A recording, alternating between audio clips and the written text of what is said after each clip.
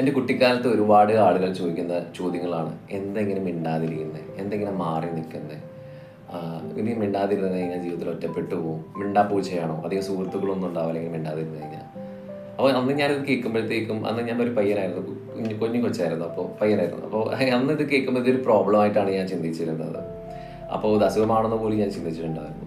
ഞാൻ പറഞ്ഞു വരുന്നത് ഇൻട്രോവേർട്സിനെ കുറിച്ചാണ്. ഇൻട്രോവേർട്സ് എന്ന് പറയുമ്പോൾ പലതരം ഇൻട്രോവേർട്സ് ഉണ്ട്. ഇവരിൽ മോസ്റ്റ് കോമൺലി കണ്ടുവരുന്ന ക്യാരക്ടേഴ്സ് നമുക്ക് നോക്കാം. അതായത് ഒറ്റയ്ക്ക് ഇരിക്കുമ്പോഴാണ് ഇവർ എനർജി റൈസ് ചെയ്യുന്നത്, റീചാർജിങ് ചെയ്യുന്നത് ഒറ്റയ്ക്ക് ഇരിക്കുമ്പോഴാണ്. ഇപ്പോൾ എക്സ്ട്രോവേർട്ട് നോക്കുവാണെങ്കിൽ അവർ സോഷ്യലി എൻഗേജിങ്, മീൻസ് ആളുകളാണ് അവരുടെ എനർജി എന്ന് പറയുന്നത്. അപ്പോൾ ഇൻട്രോവേർട്സ് കുറച്ച് ഡിഫറെൻ്റ് ആണ്, ഒറ്റയ്ക്ക് ഇരിക്കാനാണ് താല്പര്യം. പിന്നെ സംസാരിക്കുമ്പോൾ ഭയങ്കര ആലോചിച്ചതിന് ശേഷമേ സംസാരിക്കത്തുള്ളൂ. പിന്നെ ഭയങ്കര ഒബ്സർവ്ഡ് ആണ്, നിരീക്ഷിക്കുന്നവരാണ്, ഒരുപാട് നിരീക്ഷിക്കുന്ന ആളുകളാണ് ഇൻട്രോവേർട്ട് എന്ന് പറയുന്നത്. പിന്നെ ഇവിടെ ഡ്രസ്സിങ് സെൻസ് നോക്കിക്കഴിഞ്ഞാൽ അധികം ബ്രൈറ്റ് കളേഴ്സ് ആയിരിക്കില്ല യൂസ് ചെയ്യുന്നത്, കൂടുതൽ ഡള്ളായിട്ടുള്ള കളേഴ്സൊക്കെയാണ് യൂസ് ചെയ്യുന്നത്. പിന്നെ സോഷ്യലൈസിങ് അധികം ഗ്രൂപ്പായിട്ടുള്ള ആളുകളുടെ കൂടെ അങ്ങനെ അധികം സംസാരിക്കുന്നതിൽ വലിയ താല്പര്യമൊന്നുമില്ല. വൺ ഓൺ വൺ കോൺവെർസേഷൻ, ഡീപ്പായിട്ടുള്ള കോൺവെർസേഷൻസ് ആണ് താല്പര്യം.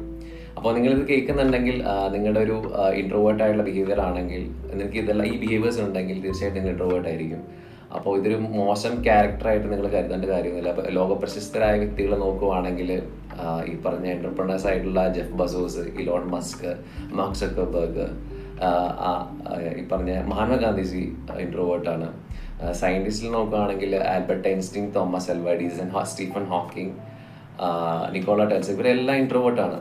അപ്പോൾ ഇൻട്രോവേർട്ട് എന്ന് പറയുന്ന ഒരു സ്ട്രെങ്ത് ആണ് ആക്ച്വലി. അപ്പോൾ അത് നമ്മൾ യൂസ് ചെയ്യാൻ പഠിക്കുക എന്നുള്ളത്. ഇവരുടെ ഒരു ലൈഫ് സ്റ്റൈൽ പഠിക്കുക, ഇവരുടെ ബയോഗ്രഫീസ് വായിക്കുക, ഇവരുടെ എങ്ങനെ ലൈഫ് സ്റ്റൈൽ, ഹാബിറ്റ്സ് എങ്ങനെയാണ്, അത് പഠിച്ചു കഴിഞ്ഞാൽ നമുക്കും ഒരു പരിധി വരെ നമ്മുടെ ക്യാരക്ടറിൽ ഒരുപാട് കാര്യങ്ങൾ കൊണ്ടുവരാൻ പറ്റും, നമുക്ക് ഇമ്പ്രൂവ് ചെയ്യാൻ പറ്റും. അപ്പോൾ നിശബ്ദത എന്ന് പറയുന്നത് അതൊരു ദുർബലമല്ല, അതൊരു ശക്തിയാണെന്ന് തിരിച്ചറിയുക.